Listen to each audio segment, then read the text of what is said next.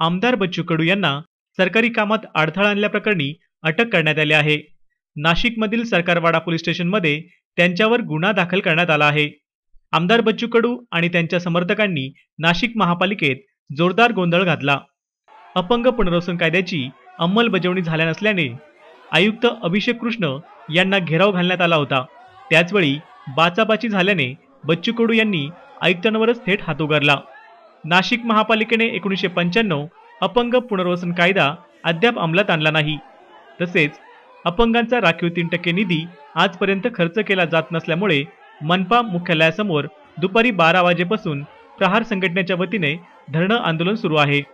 प्रहार संघटनेच्या या आंदोलनाचे नेतृत्व करणारे आमदार बच्चू कडू यांनी शिष्टमंडळासमवेत महापालिका आयुक्त अभिषेक कृष्ण यांची भेट घेतली।